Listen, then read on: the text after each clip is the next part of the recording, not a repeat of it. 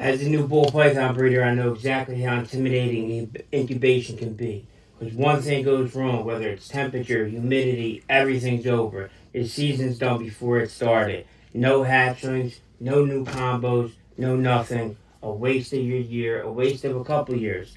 Last year, I used perlite. I did the perlite method. It worked decently, but after a little bit of studying and researching, I see a lot of people are moving to water incubation.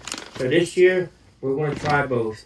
We're going to do a little experiment and see which one works best. Alright, for those of you who don't know, I'm Rick from the Little Serpents. You in the Serpent Center. Around new bull python breeder around here. Second season. Like I said, last season went pretty good. Couple clutches, not 100% fertility, but that happens, you know what I mean? It is what it is.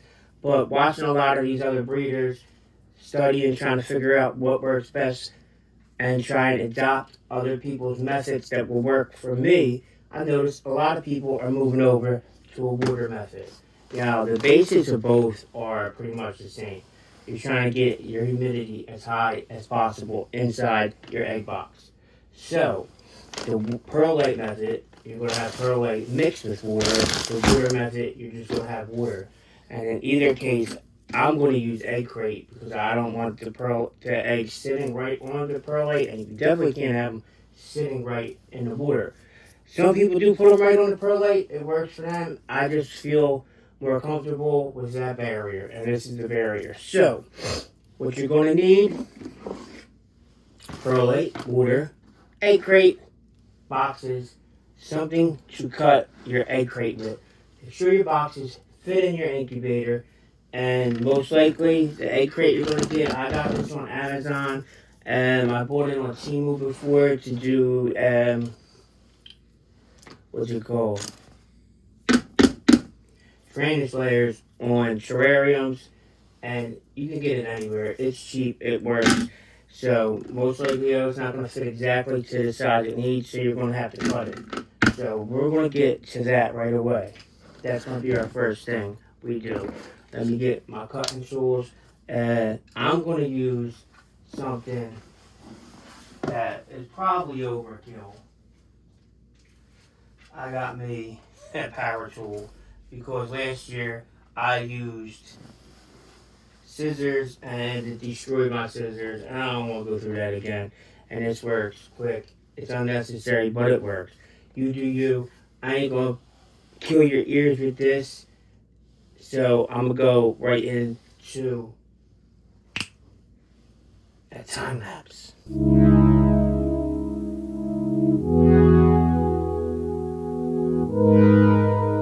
So now when you're done, what you want to end up with, it's two, we were doing the two. You want to end up with 2 pieces of egg crate that are going to fit exactly in your egg boxes. Now, little tip for you, make sure you go to the store and buy your boxes, because you could end up with a box that has a different size on the top than the bottom. Some of them are like that. I did my ordering online, and I made sure I was very specific about finding the difference between the top, the bottom, how big it was and everything, to make sure it fit in my incubator. And I still ended up with a little issue, because I couldn't really tell by the pictures that they have a little indent popping out on the sides, and it made it a little more awkward. So just go to the store, buy your boxes, make sure you get the right ones. You don't want it to be the last second and you ended up and not have the right boxes to incubate your eggs, end up losing your eggs. But when that's all said and done, you want to get your egg crate, you cut it to the size that you want it, and you're going to just drop them in. You want to make sure you cut it to the size where you have enough room for substrate on the bottom and for your eggs to fit in. Now, see what I mean with the little situation with the things on the side? It makes it a little more difficult to just drop it in. Is it a problem? No, but ultimately this is what you want to end up with. You got 2 boxes lined with egg crate.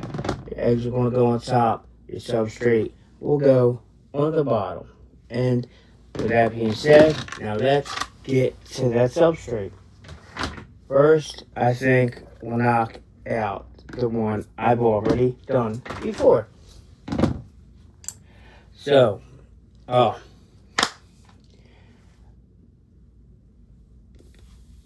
brain fart. Don't mind me, man. I already did this yesterday. I had to refilm this video. I lost my SD card. So, I'm a little scattered with this. But, you're going to need to weigh your perlite because you want to have a 1-to-1 ratio. You're going to put in the same amount of perlite as you are water. So, let me get my scale right quick. It is right over here, no big deal. Give me a little bowl we can weigh it with. And we're right back at it. And yesterday when I did this, I believe I did 1 bowl full of perlite. And I actually ended up going a little more than 1-to-1 because I wanted to stay really wet. Like I said, I got the buffer of the egg crate being on there, so it doesn't really matter if it's a little extra wet. Not a huge deal. Turn on our scale. We get the weight. I got 96.2. Bang. So we're just going to, real simple with this. No big deal.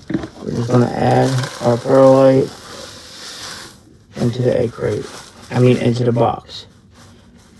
Flatten it out a little bit. Boom, bang, bing. That's it. That's all you really want. So now what we need to do is add 150 grams of water. This is how you would do it. This is the recommended way.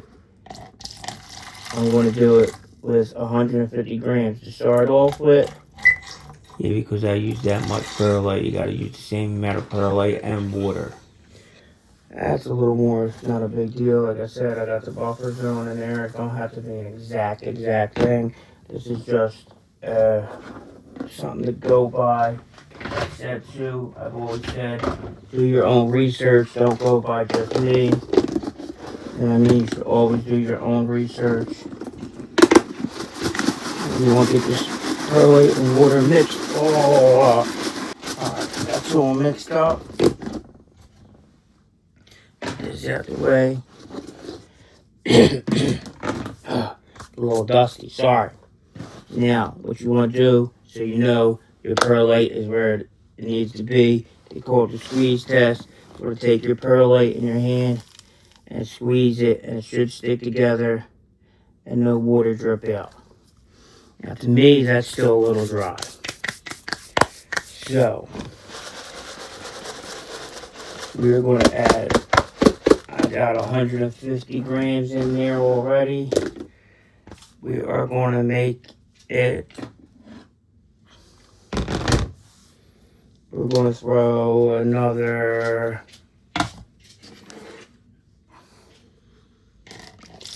75 grams on there. Whoa, that was way too much. Like I said, the way I'm doing it, it really isn't a big deal if you have extra water. Simply because your eggs aren't going to be touching it. You want the humidity very high when you're incubating your eggs. You basically want it 90 to 100%. So that's why I decided I think I want to give the water method a try because it's just giving you straight humidity. As long as your eggs ain't sitting in it, it shouldn't harm your eggs. You're also going to put a layer of pressing seal. If you put your eggs, you're going to put pressing seal on the top. But stick around, hit that subscribe button, and you're going to see all that done. When I collect the first bunch of eggs, we put them in there. We're going to show you how to pressing seal, do all that, the whole 9 yards. That'll be another follow-up video to this. And then when they hatch out, we'll ultimately get to the conclusion of this and tell you which one I personally think is better. Drop some comments down there too, man. Let me know, how do you incubate your eggs? Anybody see the incubator, either of my incubator build videos? I did one where I built it in a cooler last year, and I'll link that here. And this year I did one where I built a mini fridge into an incubator. I'll link that here. Now let's give it another little squeeze test. See, now I feel the humidity, but it's still not dripping, so it's still technically not too much anyway, and I like that. And to be honest with y'all, I've had the other boxes running for a couple of days now on there with thermostats in them. They're both giving me about 99% humidity, which is great in my opinion. Definitely want to keep the humidity high. Now we're going to add our egg crate. Bing, bang, boom. And this is what you're working with. That is exactly what you're trying to do here. So now we can place our eggs right on top. And you got an egg box. One method down. Let's get to our second method, which is a very simple way to do it. And it just makes all the sense in the world. There's water. I mean, humidity, water. We got heat in our incubator already. Add water in here, we got humidity. So, we're just going to put a nice water on the bottom here. We'll go about as much as we have in perlite over there. Probably don't even need as much, but I don't want it to evaporate too much over time, so I'm going to go pretty good with it. And another reason why I'm doing it now is so I can, but I'm waiting for eggs still a couple weeks down the line. I can have these in my incubator already, running them, watching them, make sure everything's right with them. So anything goes wrong, I can fix the situation. I know before I actually have eggs in there and it goes wrong and ruins my clutch, ruins the season, ruins the project I've been waiting on for too long. So, plus, it gets everything to the right temperature so that when your eggs are ready to go, there's no acclimation period. You take them, put them in, and they're right where they're going to be for the whole time until they hatch, and the correct humidity and the correct temperatures. Up, and of course the water one falls. It makes me look stupid, right? Maybe it's because it's wet on the side. See what I mean? No, this is why you do it now. Did I just go down too far with it? Yeah. That's all. I just had to push it down too far. So we got that in there. Now we got same situation. Half water, half egg crate. We got room. We got the water down here, and we put our eggs right up in here. Boom, bang, bang, and we're set to go. Now, tell me in the comments, which one are you going to be doing? Which way do you incubate your eggs? Have you tried either of these in the past? Are you going to try either of them now? And there you go. That's what we got going. So, we're going to get these into the incubator and call it a video.